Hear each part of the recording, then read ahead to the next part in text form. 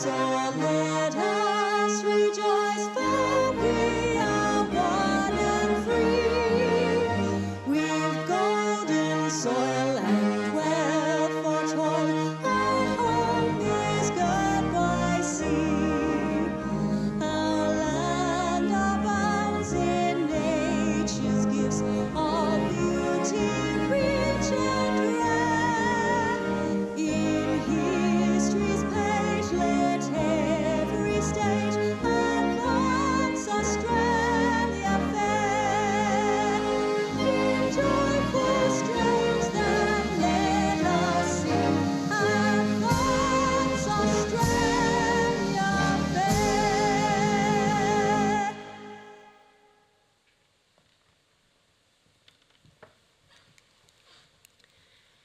Please be seated.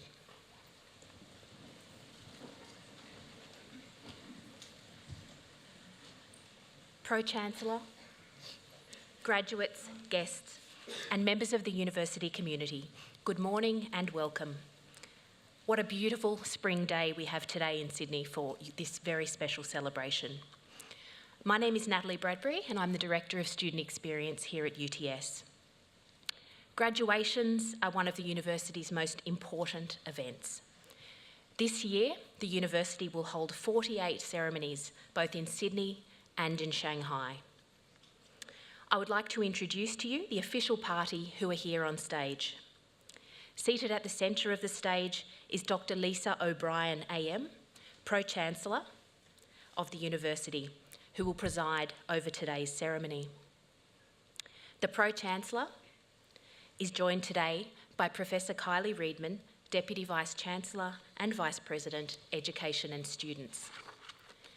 Dr. Mitchell Landrigan, who will deliver the occasional address. Professor Kathy Walsh, Associate Dean Research of UTS Business School. And Professor Tracy Booth, Acting Dean of the Faculty of Law, who will be presenting graduates. The other people seated on stage are Professor Lynn Sinclair, Chair of the Academic Board, Thalia Anthony, Member of UTS Council, professors, academics and professional staff from faculties and institutes who have played such a large part in the success of today's graduates. I would also like to acknowledge our Member of Staff graduating today, Jane Marie Hogan. It now gives me great pleasure to invite Dr. Lisa O'Brien AM, Pro-Chancellor, to formally open proceedings.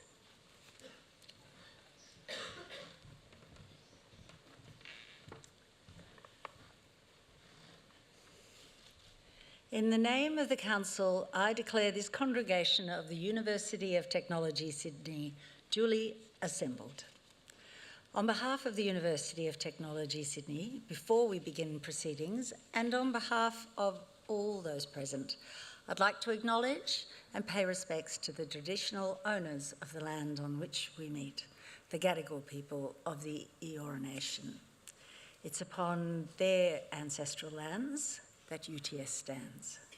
Similarly, I'd like to pay respects to the elders both past and present, acknowledging them as the traditional custodians of this place. In this graduation ceremony, we will celebrate the conferral of awards upon graduates from UTS Business School and the Faculty of Law.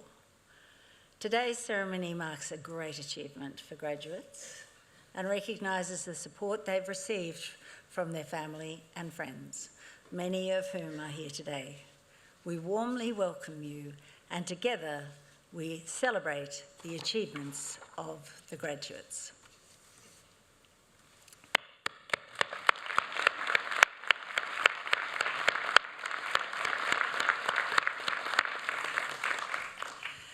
I now invite Professor Kathy Walsh, Associate Dean Research of UTS Business School, to present the graduates. Pro-Chancellor, I invite graduates in UTS Business School and Faculty of Law to stand.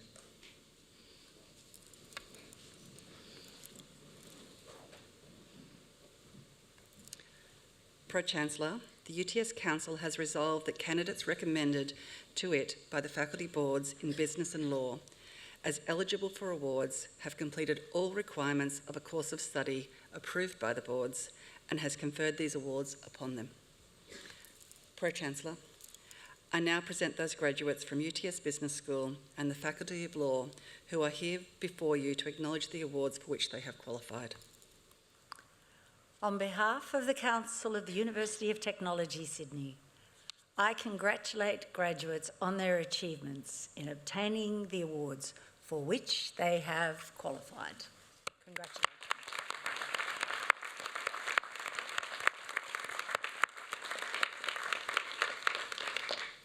Graduates, please be seated.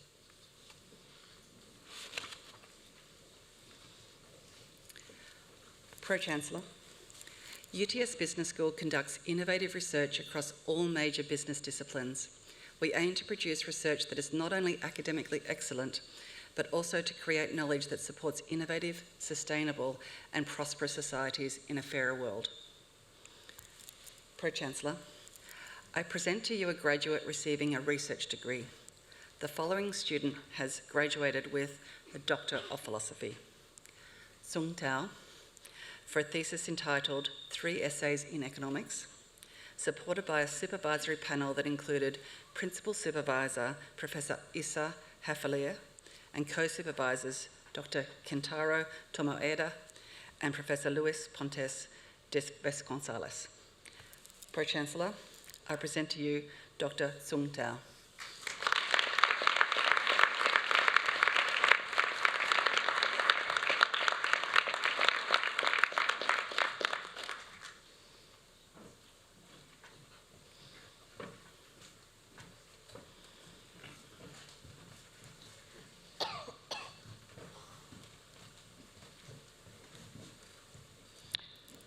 Pro-Chancellor, we will now present to you our coursework graduates receiving awards today.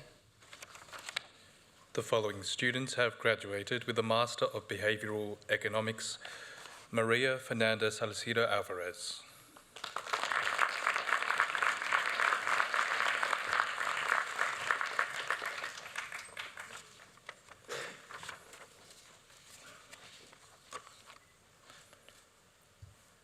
Manav Hiren Kumar Visaria,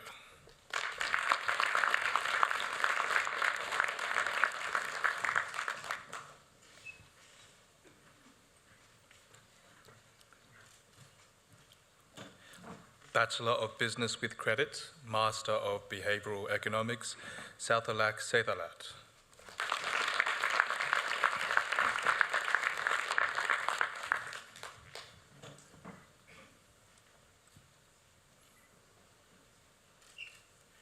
Bachelor of Business with Distinction, Oliver John Brownie,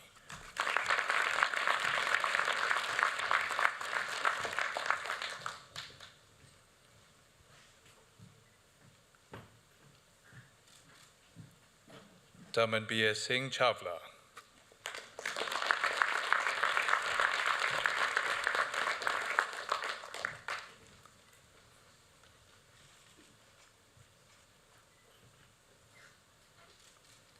Lavinia Colagrossi,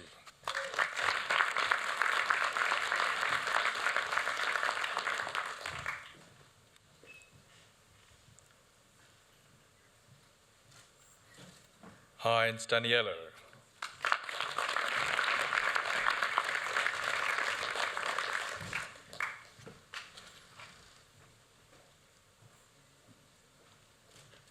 Brendan Fu,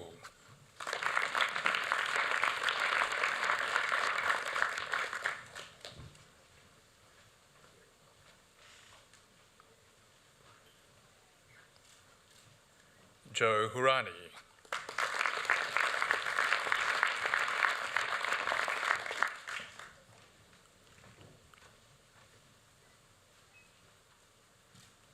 Dylan Kelly,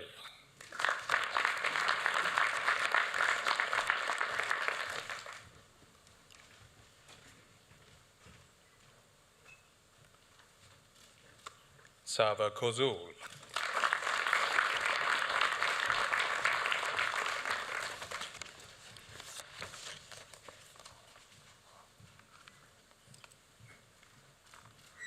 Saranga Kuruparan,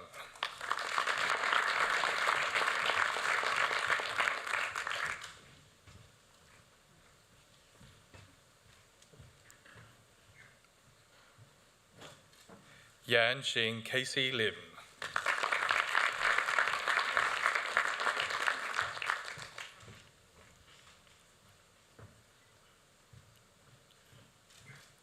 Kevin Ming Luo.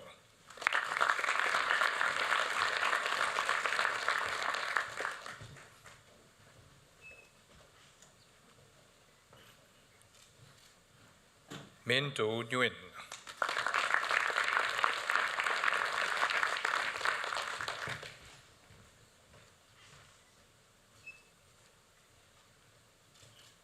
Khan Lin Pham.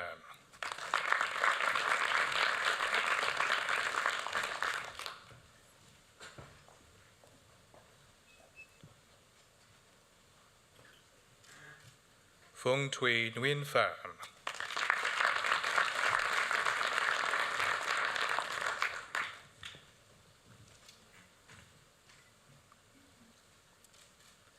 Bachelor of Business with Credit, Diploma in Innovation, James Ryan.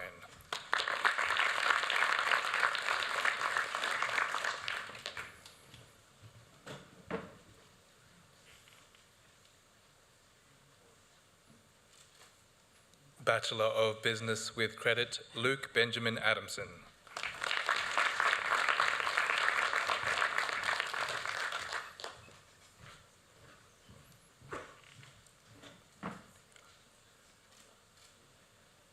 Louis Marvel Adi Ananda.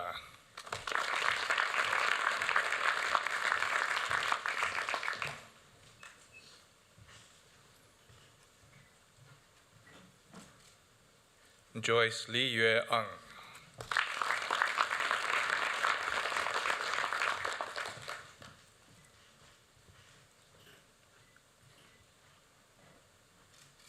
Brian Asia.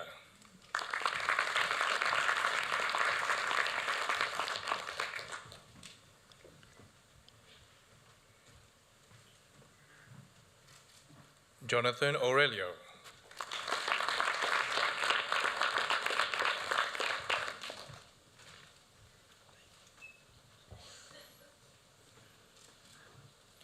Liam Babbage.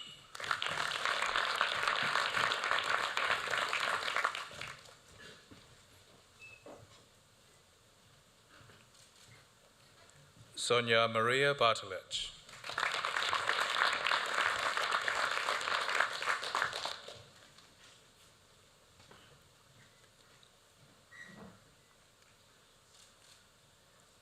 Garcia Valentino Bettini.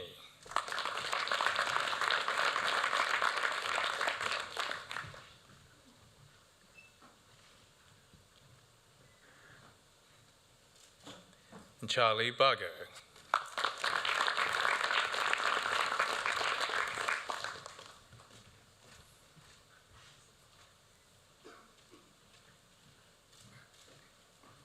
Matthew Camilla.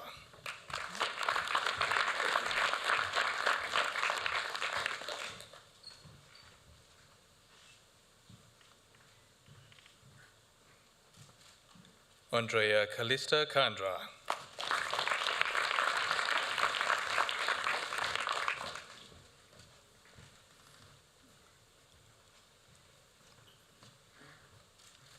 Shankar Sedlin Shankar Carlos.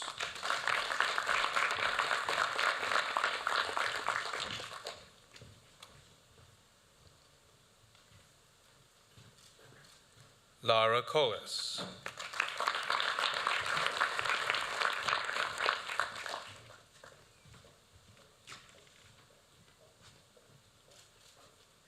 Thomas Coleman.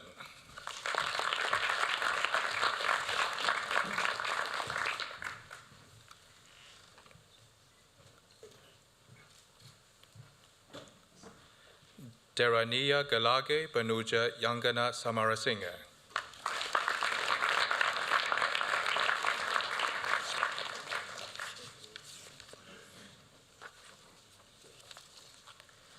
Koshul Krish Dawaj.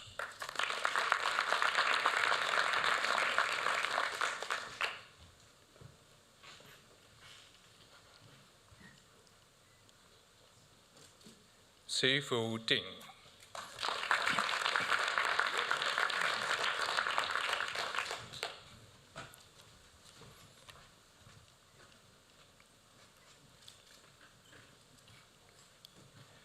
Jong Nguyet Mi.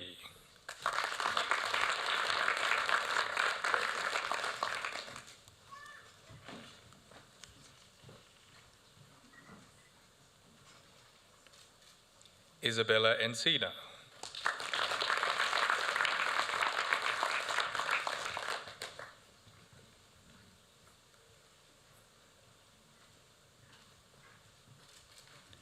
Joshua Cartas.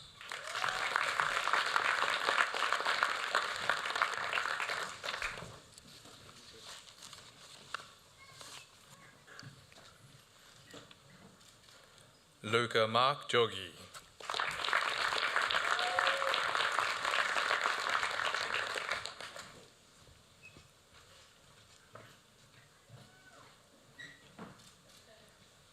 Gabriel Sebastian Gonzalez.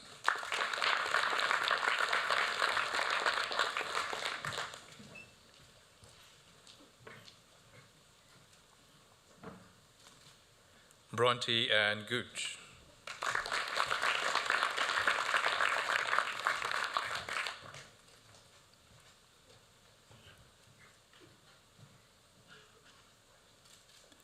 Laura Ha.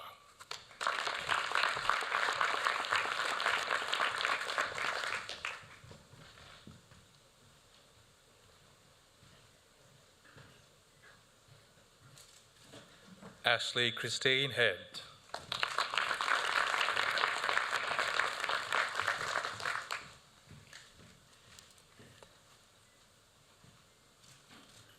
Haley Shung.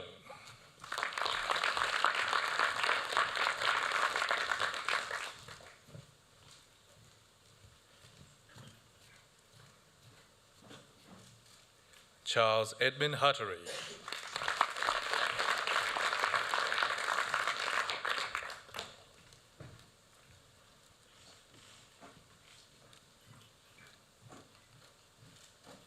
Lillian Min Chao Huynh.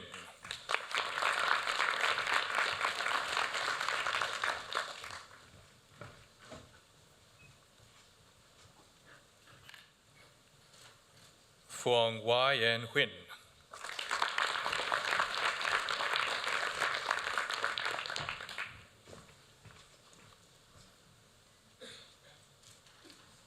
Maggie Issa.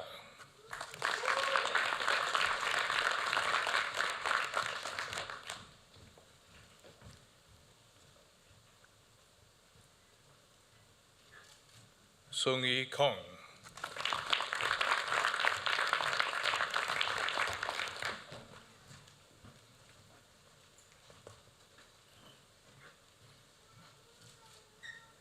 Bronte Jade Lee Leong.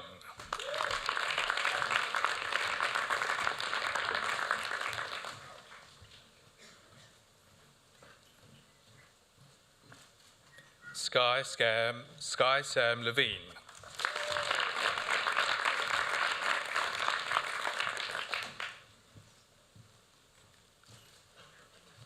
Alexandria Rose Littler.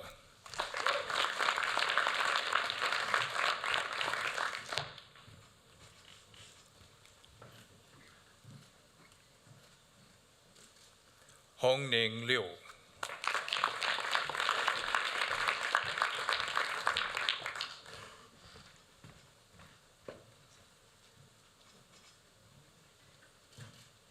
Lachlan Christopher John Merritt.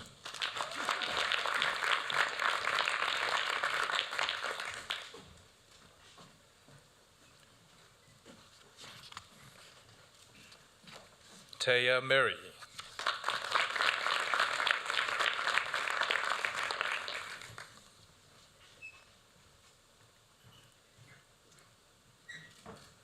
Mantra Mishra.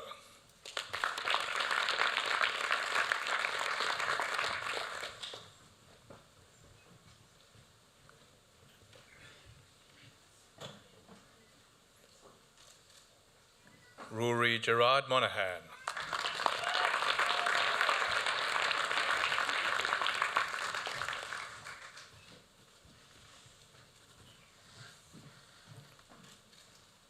David Nguyen.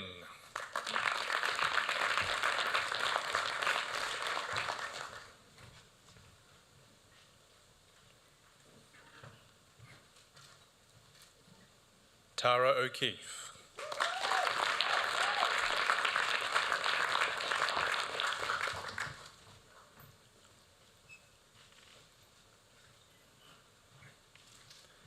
Glenn Navarro Sitera.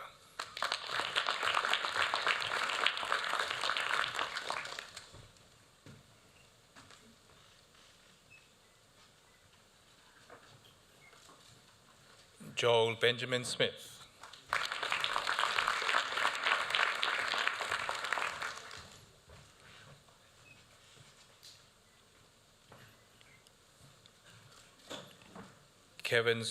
Kevin Kuniawan Sutiono.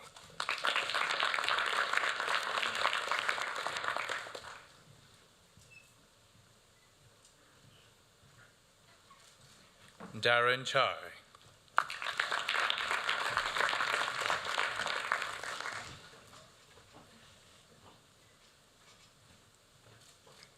Ethan Matthew Toll.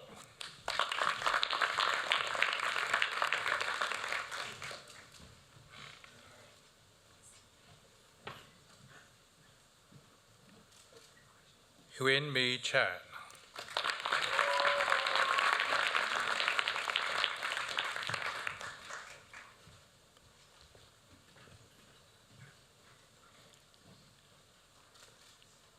Yuen Bin Chan.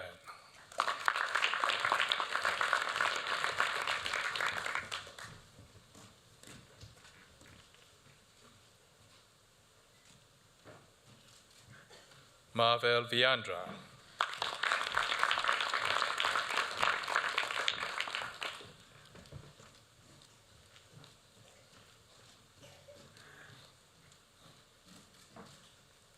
Madison Margaret Ward.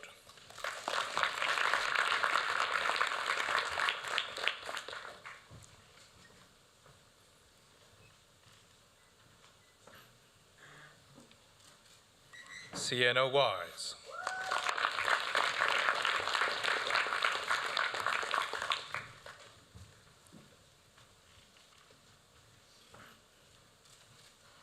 Jong Hao Yang.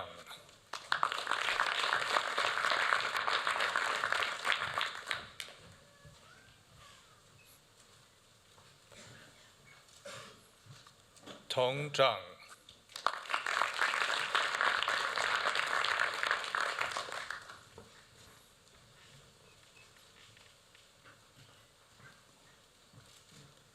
Emma Kate Zwegas.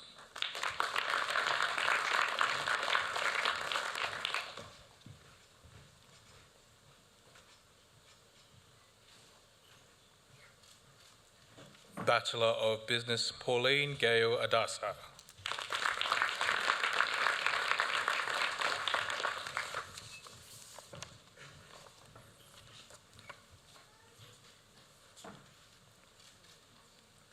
Santino Colosimo.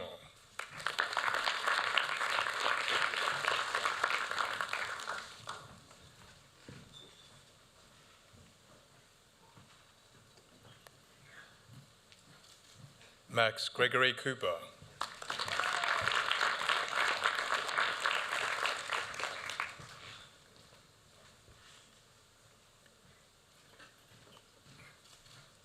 Santiago Estai Marambillo.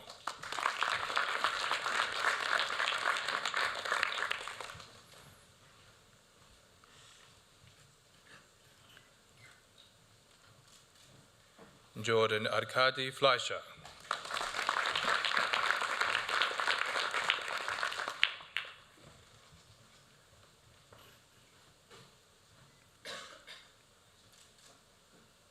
Albert Gutman.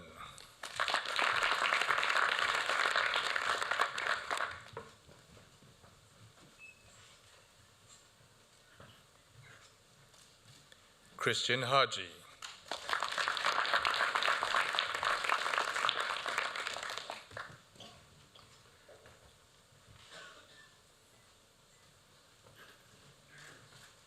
Jack Dennis Hickey.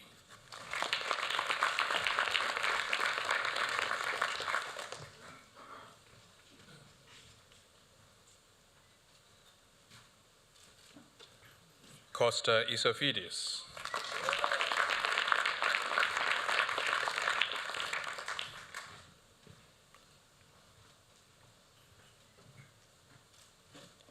Helen Cree.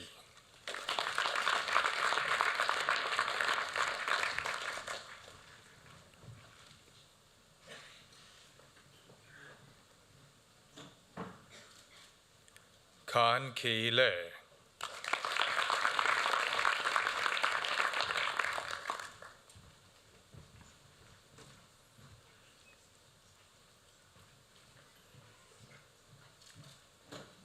Shinrui Liu.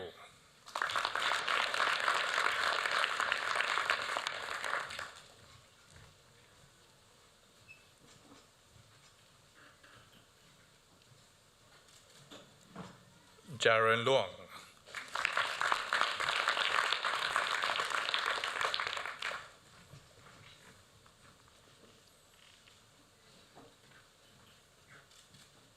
Thomas James Munro.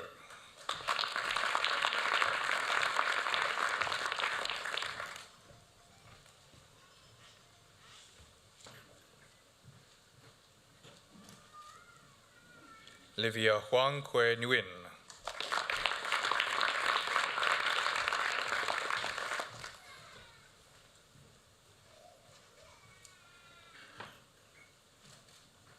Tan Hui Nguyen.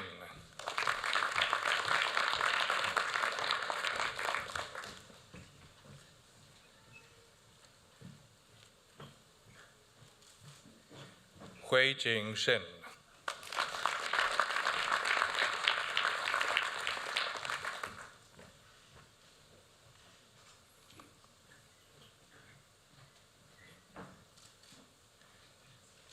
Eloise Hiron.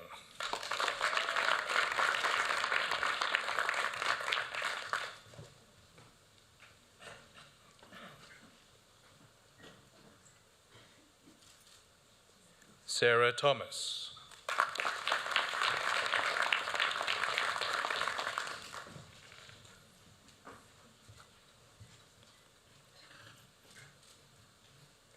Zoe Rosemay Thomas.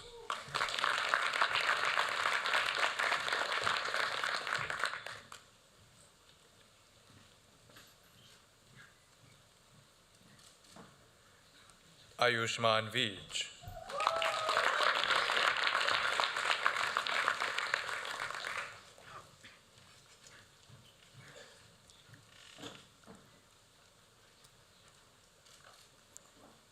Matthew John Vitaliani.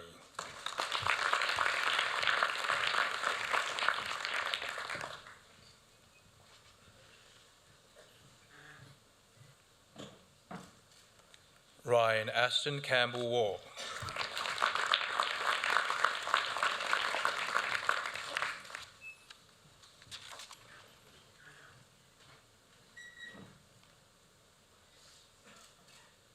Simon Zeta.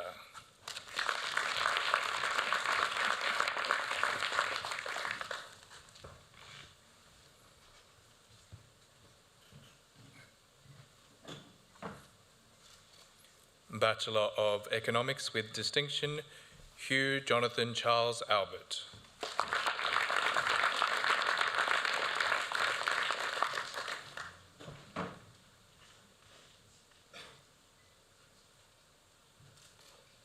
Heidi Marie Green.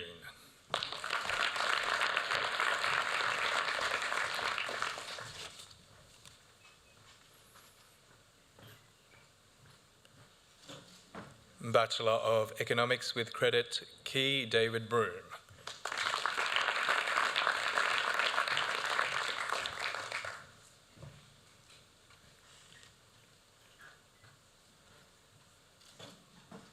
Nathan James Castro.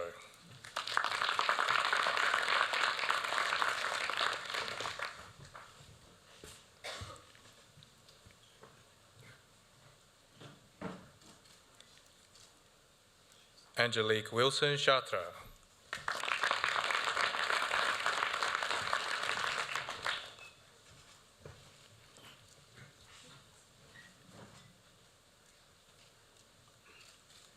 Alexandra Lindsay Cunningham.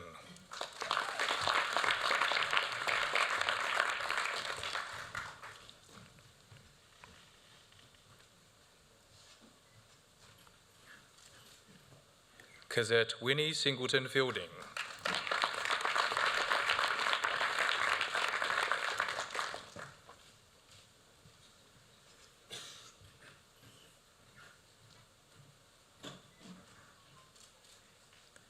Ellen Foy.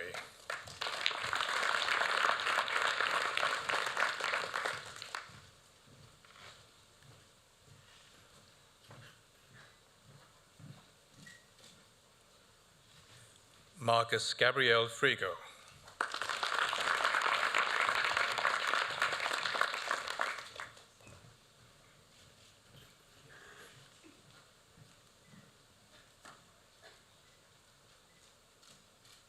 Harry Gwynn.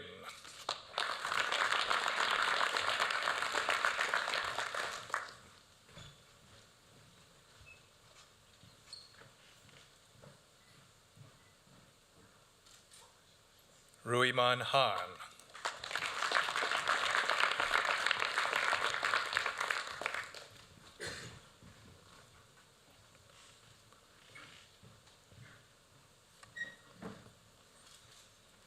McGregor Shelton Thomas Hay.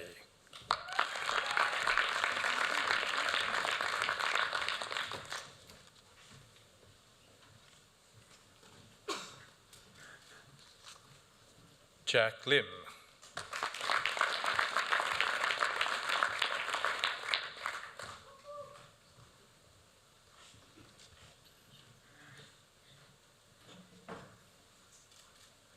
Philip John Matheson.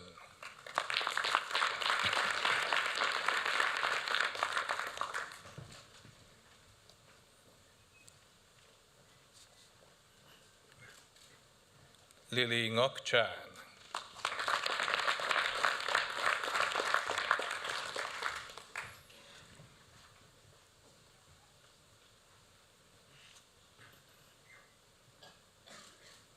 Bachelor of Economics, Ari Milo Draper.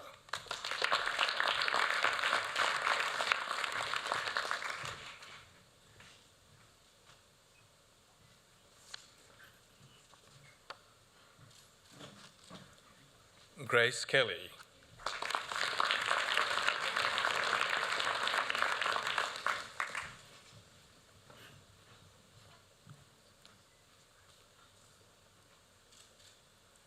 Joshua Peter Lee.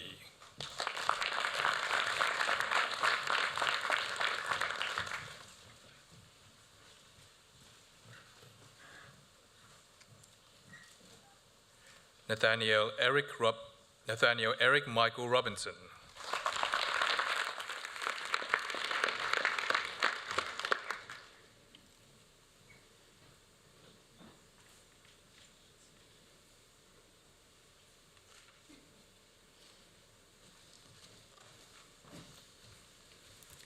Pro-Chancellor, this concludes the presentation of graduates from the UTS Business School. I now invite Professor Tracy Booth, Acting Dean of the Faculty of Law, to present graduates.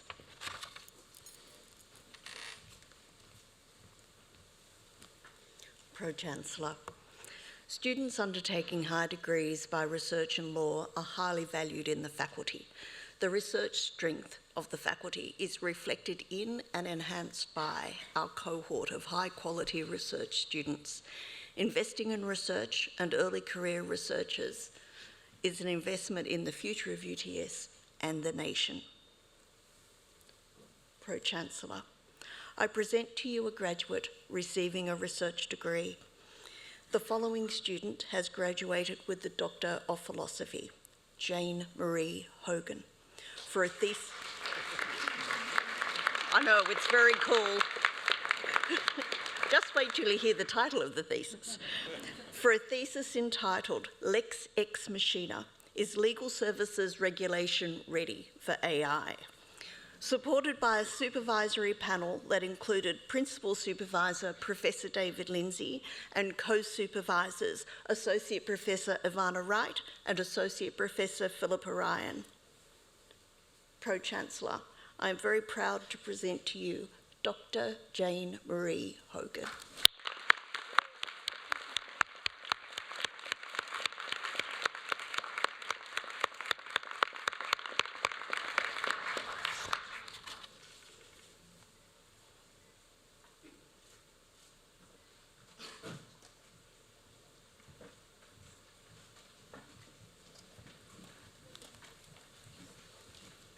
Pro-Chancellor. We will now present to you our coursework graduates receiving awards today.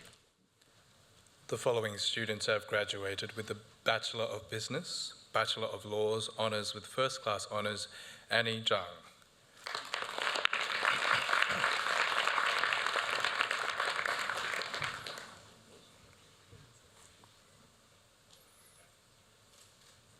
Bachelor of Business with Distinction, Bachelor of Laws, Graduate Certificate in Professional Legal Practice, Isabella Sarah Coughlin.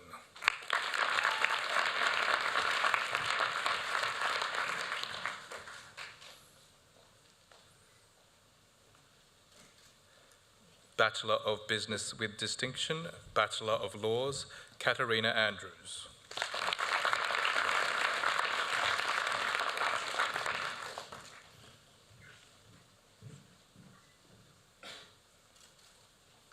Anika Aslan.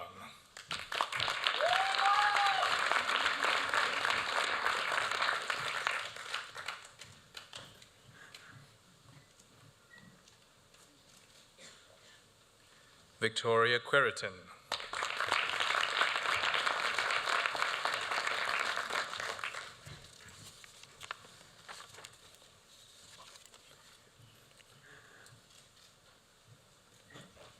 Melissa Dibb.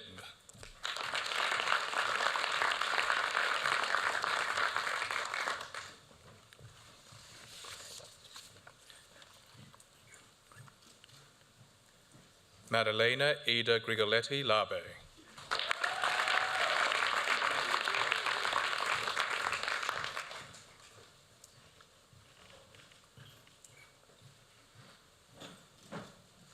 Ella Grossberg.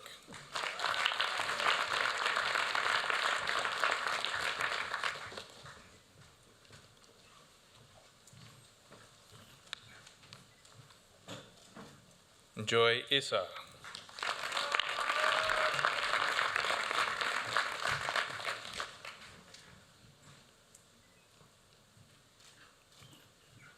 Charlotte Christina Carney.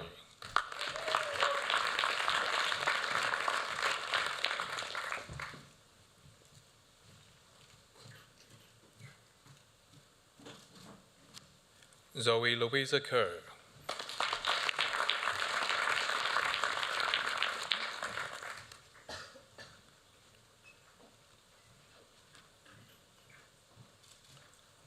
Isa Khan.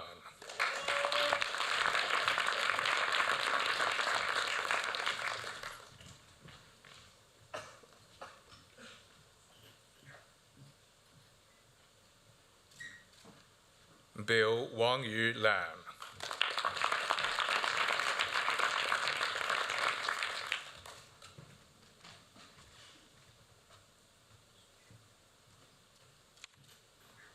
Chanel Fong Le.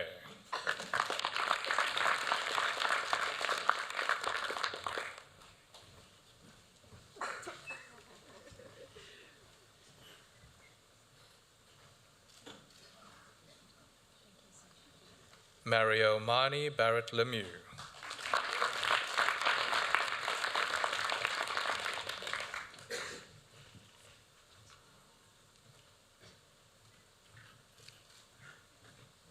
John Jong-Hoon Park.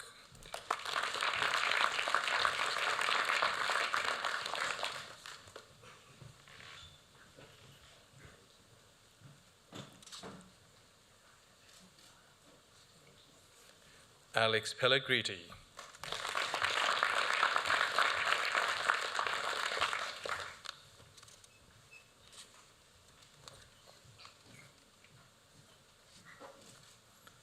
Thomas Samuel Poole.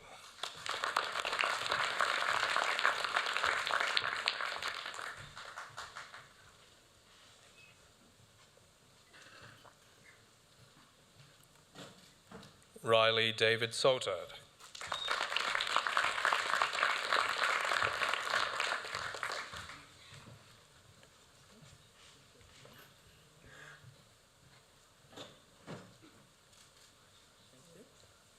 Talia Shulkin.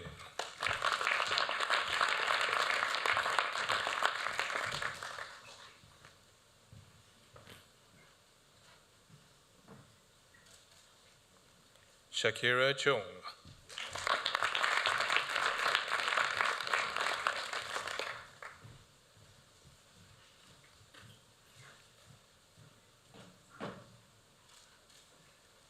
Amelia Grace Zaytoun.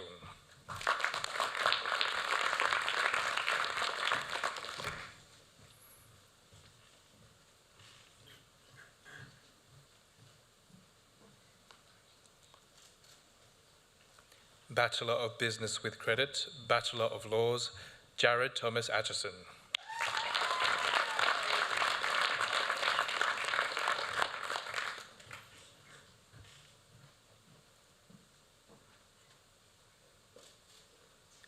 Ethan Anthony Angelis.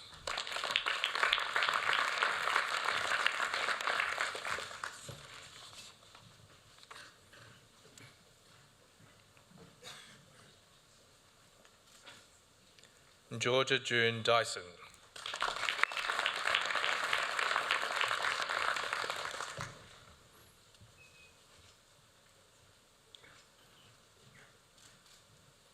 Alana El Bitar.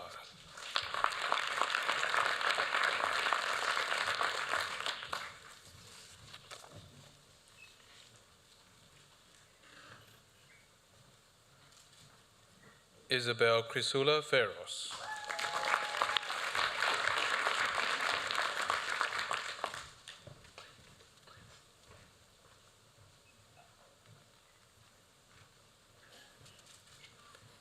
Hugo Heyman.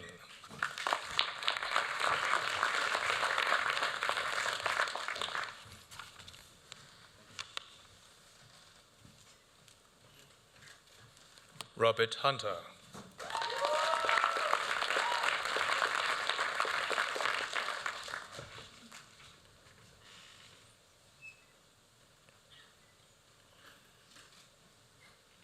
Keenan Adam Jama.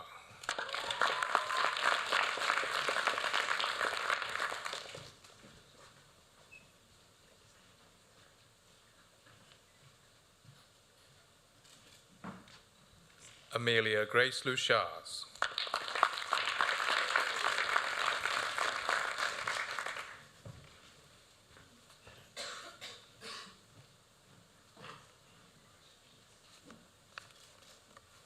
Lucy Rose Madden.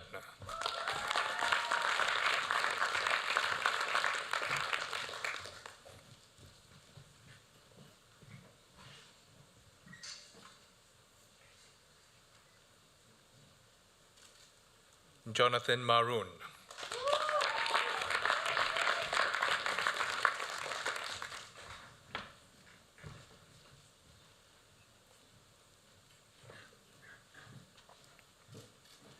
Ali Peng.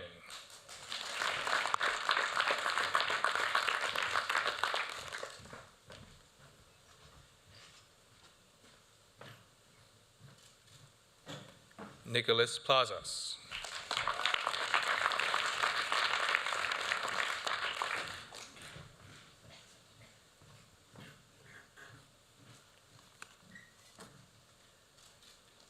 Lucinda Louisa Priestley.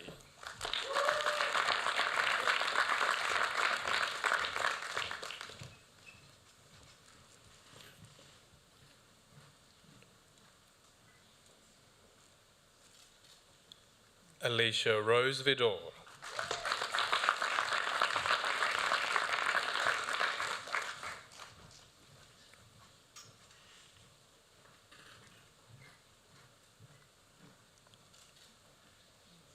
Sione Isaiah Olsen Vuki.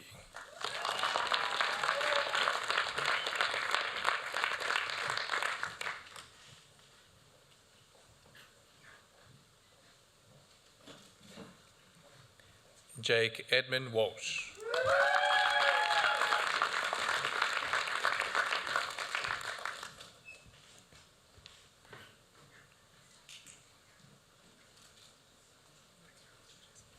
Bachelor of Business, Bachelor of Laws, Quintessa Grace Butcherin.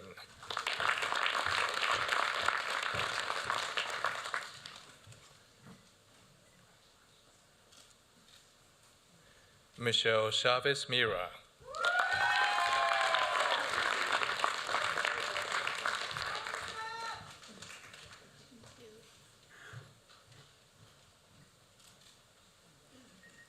Suad Dib.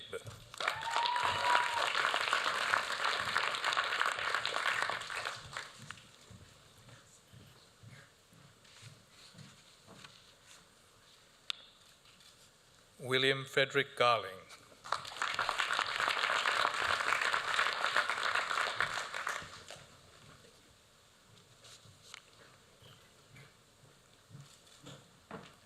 Linda Lucia Coorey.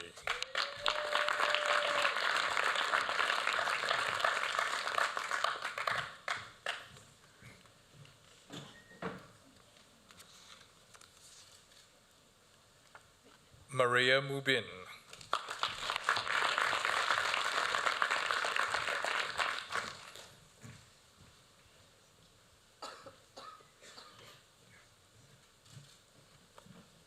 Tarisha Naidu.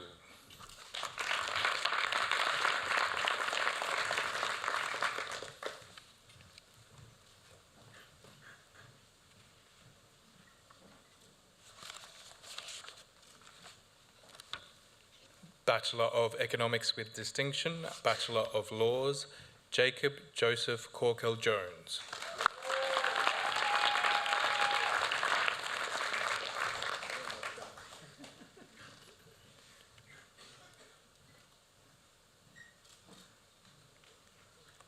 Bachelor of Economics with Credit, Bachelor of Laws, Jamie Bonellis.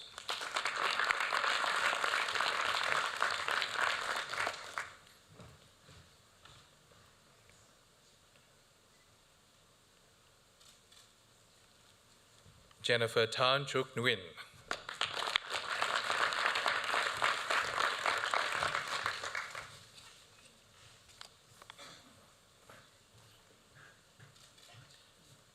From UTS Business School, Bachelor of Business with Distinction, Ping Lin.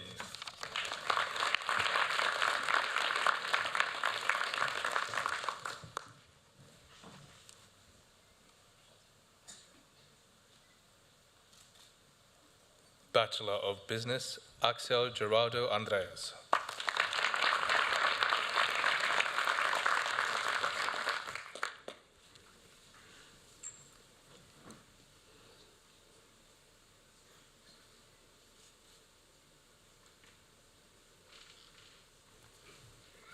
Pro-Chancellor, this concludes the presentation of graduates.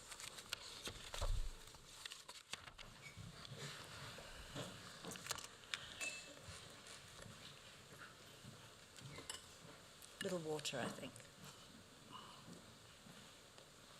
So on behalf of the UTS Council, it's my privilege and pleasure to once again say a huge congratulations to all of our new graduates on attaining their degrees. Graduation is indeed a very lovely tradition.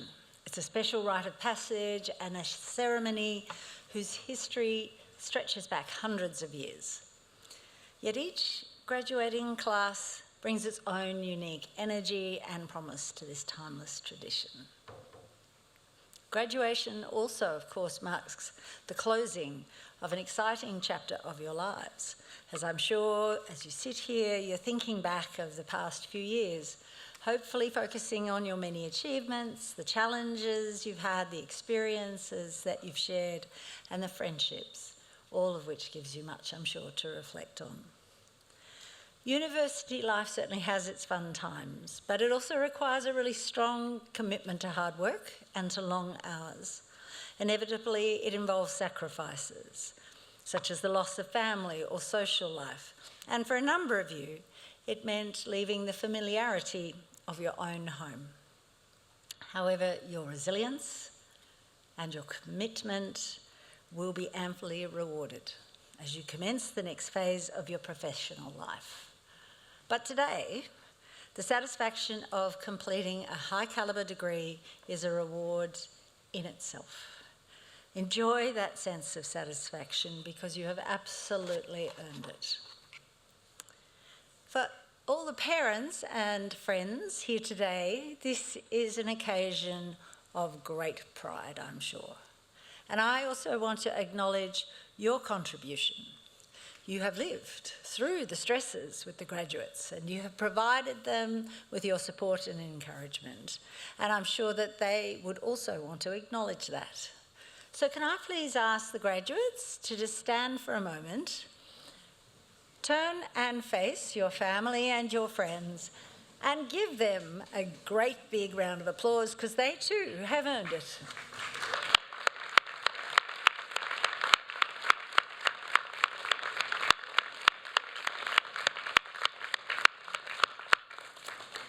Thank you.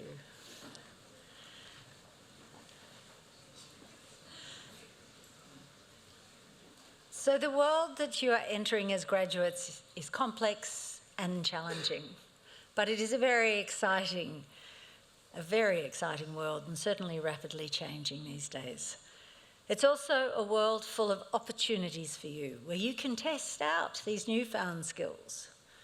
Your time at UTS will have prepared you well, as UTS graduates are held in high regard by employers because of your ability to adapt and to innovate, and to work collaboratively with people of different viewpoints and backgrounds. And it also prepared you well to cope with pressure and tight deadlines. So as you start this next phase of your life, I encourage you to find work that inspires and stretches you. Look for roles where you can learn from others. Maybe seek a mentor. Be persistent and inquisitive and determined as you seek a role that will help you continue to develop your judgment. You're now joining an outstanding group of UTS alumni, 287,000 creative and innovative graduates making their mark in all walks of life. Reach out to this global network when you can. Many of the alumni can be helpful to you in your future careers. And please stay in touch with us. Our alumni office is your lifelong connection to UTS, so please keep them up to date on all your movements. And we hope perhaps to see you in this great hall again one day. But you leave here today as the pride of this university, as the flag bearers for the next generation of bright minds and responsible citizens. As you do so, I hope that your personal values of trust, honesty, and integrity will guide you as you grow in your professional life. These values form the foundations of your moral compass and guide your judgment and your decision-making. Throughout my own professional journey, I've often been guided by an expression that has proven true time and time again. That you make a living by what you get, but you make a life through what you give. This has helped me shape my own approach to leadership and service, and I hope that it might resonate with you as well. So as you launch yourself into this exciting new phase, I hope I can leave you with a question I hope you will continue to ask yourself for the rest of your life. What will I do to make a difference? How can I contribute to building a stronger and more cohesive society? What will I do to help those who are vulnerable or in need of support? What can I do to alleviate suffering? What is my contribution to addressing climate change? We all have a role to play in addressing these massive challenges, from the smallest gesture to seeding change on a global scale. So what will you do to make a difference? My warmest congratulations once again to our new graduates on your success. Our best wishes and the pride of the university goes with each and every one of you. Your degree will open opportunities for you in any number of roles. So I encourage you, seize those opportunities with both hands. And again, congratulations.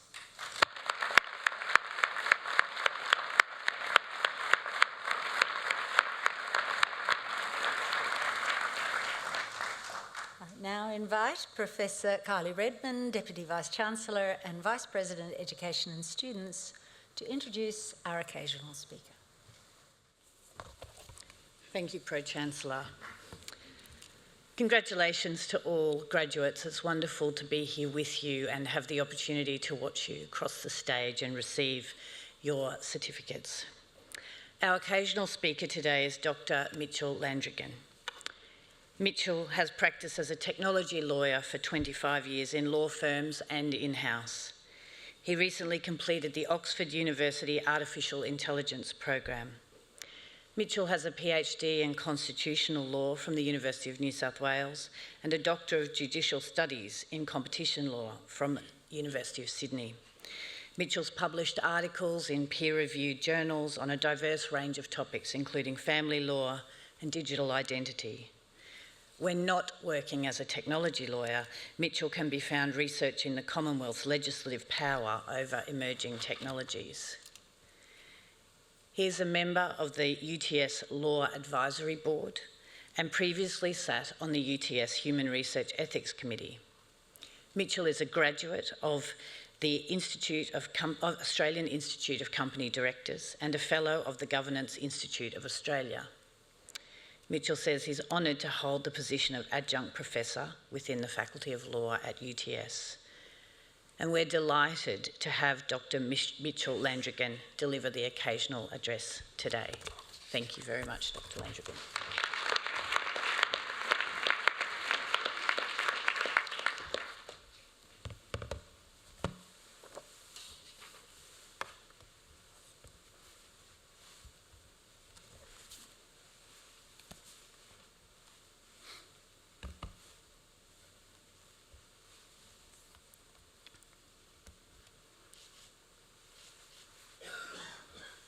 We meet today on the traditional lands of the Gadigal people of the Eora Nation, and I pay my respects to elders past and present. Pro-Chancellor, distinguished guests, graduates, family, partners and friends of graduates. This short paper is entitled "A Computer Crashes in a Forest." In this short paper, I will cover language, artificial intelligence, and research in that order, before making some brief comments about our voice. And then finally, I'll deliver the punchline to the title of the paper.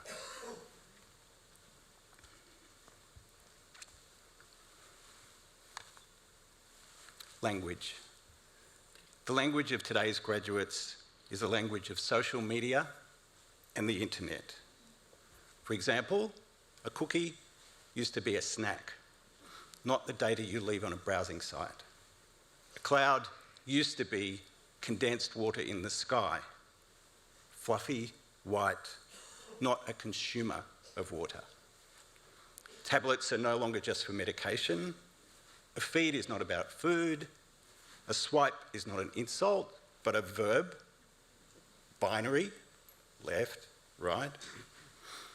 There are many other words with new meanings: handshake, profile, algorithm, mouse, chip, bug, spam, phishing, Trojan, worm, hack, capacity, tweet, bandwidth, backdoor, and crash. And that's just a few. Emojis have replaced entire phrases. Eggplant? We use the phrases connect and reach out with friends and colleagues to describe the way we communicate with each other. In a strange example of how social media has influenced the way we speak with each other, we use the term "at my end." For example, "that's fine, at my end," without really ever describing what the end is of. The internet, like the tin can at the end of a piece of string. Let's talk about AI. And we'll talk about it just for a bit. That's a computer pun. And by AI, I mean artificial intelligence, and not the acronym as it was previously known, artificial insemination. It may be surprising to learn that nerds used to be known as mathematicians, were musing about AI from the mid-1900s. Alan Turing, still regarded as the father of modern computing, asked in 1950, can machines think? Similarly, Irving Good, British mathematician who worked with Turing, said in 1965, the first ultra-intelligent machine is the last invention that man need ever make. So to kick its way out of the hard drive, all that AI really ever needed was a favourable environment, specifically fast computers with powerful processing capacity and access to loads of data to train on. And the internet is, of course, an endless mass of information and images for training AI. Capybaras drinking coffee to jazz music. Amateur actors performing Romeo and Juliet in alternating Pig Latin and leet speak. Dodgem car races with drivers mummified in toilet paper wearing toilet roll goggles. And racially skewed mugshots. What could possibly go wrong? And we have found a way to anthropomorphise AI. The creators of AI know this. Just think about the name Anthropic, the startup creator of the AI Claude. So anthropos is the Greek word for human, and who better to be a friend of humanity than a large language model called Claude? And we form connections with AI with our language. First, we refer to AI as a neural network, a replica of a human brain. Secondly, we call AI generative. The nouns generation, as in our generation, and generative, as in beget, create, have a common grammatic root. Our own language, therefore, sends a message to the pessimistic amongst us that AI is possibly generating us out of our own generation.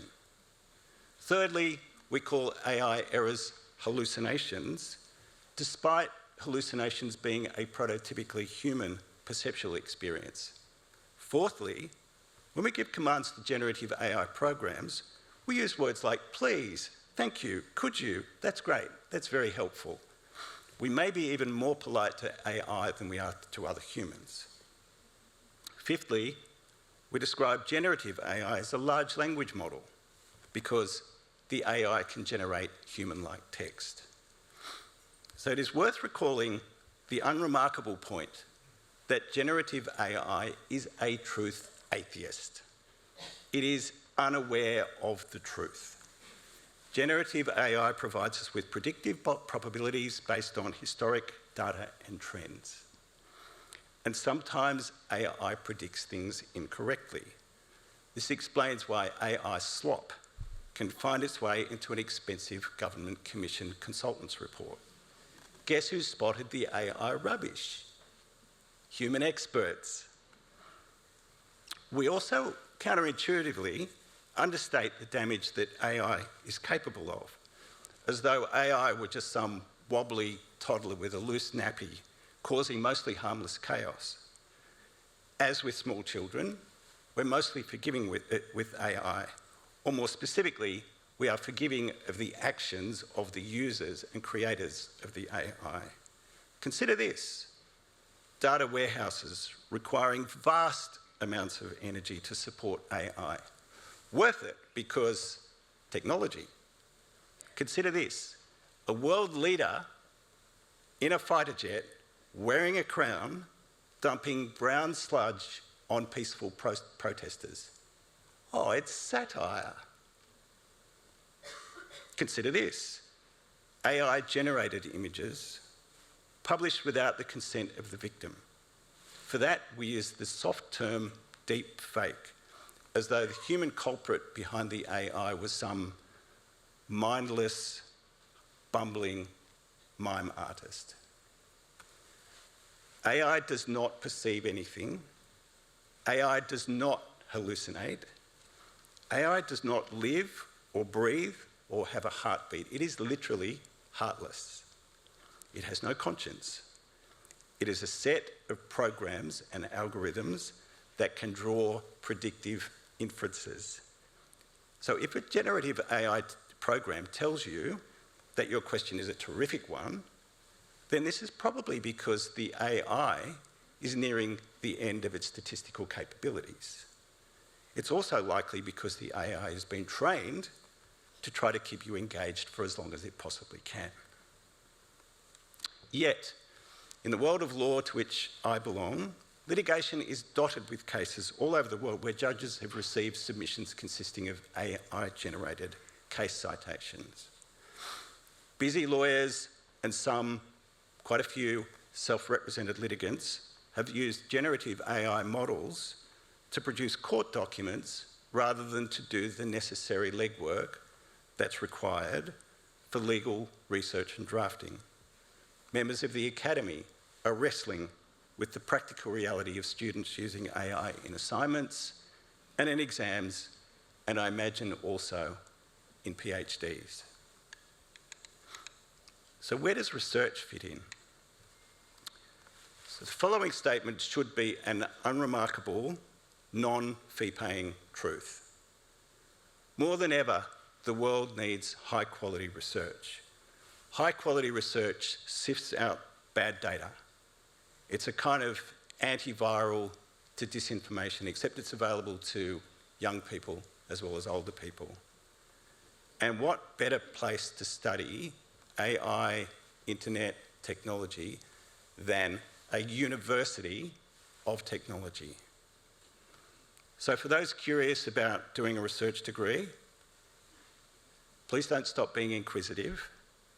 How software, AI and the internet are affecting the world is a topic that calls for or should call for serious attention. The world needs inquisitive diggers, hungry for new facts. The rewards that come from research are social, but they're also personal. There are few things more wonderful than unearthing important new information. Think of the beauty of hearing for the first time a violin played to perfection, or the first time you heard or saw live your favourite artist, Taylor Swift, Olivia Rodrigo, Griff, Lady Gaga, Ava Max, Gracie Abrams, Lauren Spencer-Smith, Dua Lipa, Rina Sawayama, Fauzia, whoever your favourite star might be. These experiences are like the moments of research discoveries, except the research might not get you as wealthy as the celebrities. So let me close by making 2 points briefly. First, many people have more pressing concerns than to reflect on developments in technology or language or AI. Their principal concerns are about finding food, getting medical help, locating lost relatives, or securing shelter. Some people barely know a private bathroom, let alone a well-stocked kitchen. These people may not even turn their minds to the education that their children might have. For education is not a primary concern. Imagine, however, if governments created strong financial incentives for skillful software engineers to provide better education for the disenfranchised, to spur more efficient uses of water and scarce farmland, build better shelter, or create cleaner water. Secondly, and this is where it's more personal to you, everyone has a distinctive voice. In a crowd, we can find each other just by our voice, unsighted. Our voice is one part of the beautiful constellation of attributes, it's another computer pun, that we call our identity. Likewise, our written work is also our voice. We recognise our friends, our partners, our family, our children, and even our heroes by how they write as well as what they write. Your written voice is you, just as your speaking voice is you. So the next time you ask a large language model to draft something for you, ask yourself what this is doing to the natural beauty of your voice. And now for the punchline. When a computer crashes in a forest, only the logs hear the sound. Thank you.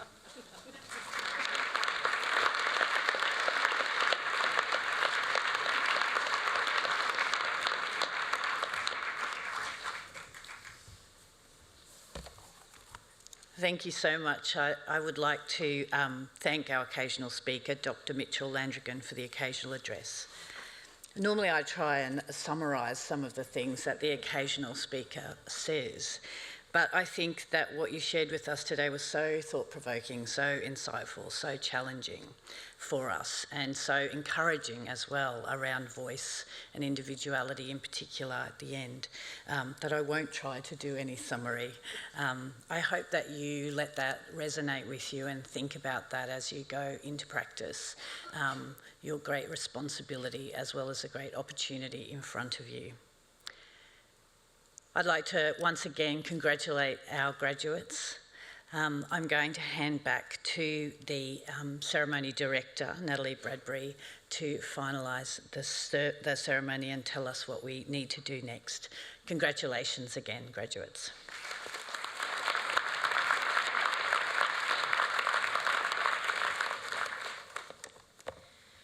Pro-Chancellor, guests and graduates.